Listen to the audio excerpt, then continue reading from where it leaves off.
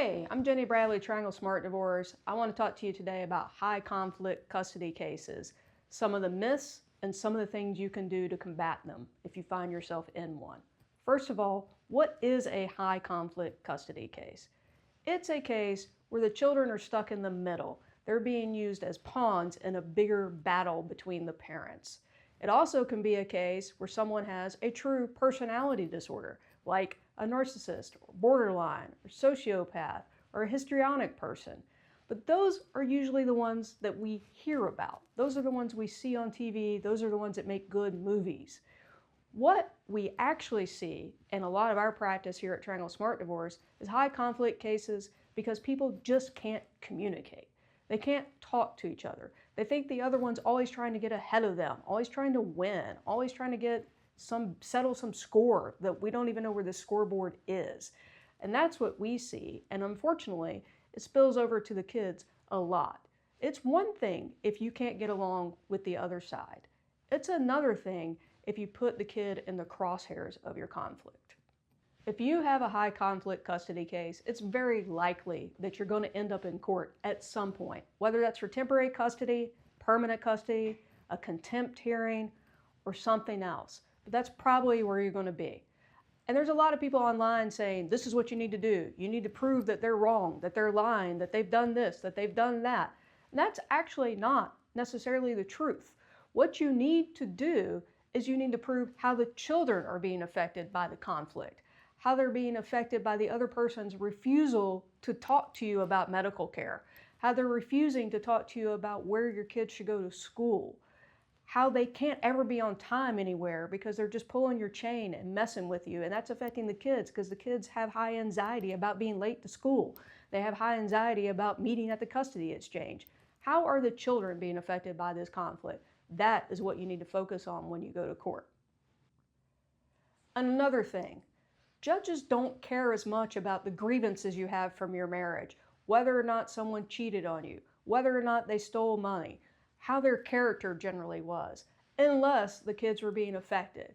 So as you can see here, what the court cares about is the best interest of the children and how are the parents affecting the children with their conduct. How is the parents' communication style affecting the children? Does the child feel like they're being put in the middle of this conflict? Do they feel like they're suddenly being someone's confidant and they're having to play an adult now and parent their parents? That's the kind of things the judge cares about. So don't waste your precious time in court when you have 1 hour for a temporary custody hearing to explain how you got to where you got. Talk about what's going on now and how the kids are being affected.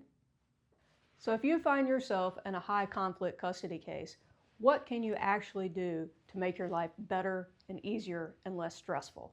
One of the first things is you don't have to attend every drama party that the other side is throwing. Be the bigger person. Rise above the pettiness. Rise above the name calling. Don't join them in that battle. Number two is keep documentation.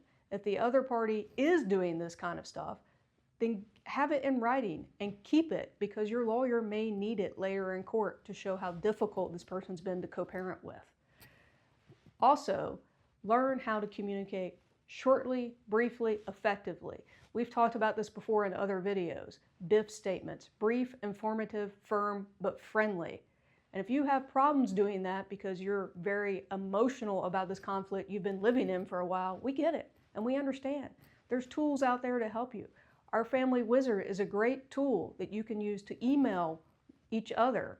And there's even a tone meter in there where they use AI to help you tone down your emails and make them more firm and friendly. And lastly, I would say don't use your children as a messenger.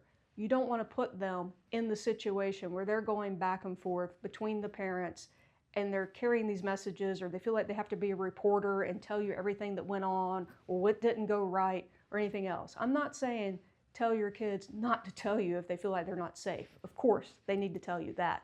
But don't use them as a messenger between the parents. Figure out how to communicate or use third-party software or even a third party if communication has been that bad between you. But most importantly, and I know this is a little self-serving, but this is true, a lawyer who has experience with high conflict custody cases can really help guide you through this process, help you keep your head, and help you get through to the other side. That's what I recommend.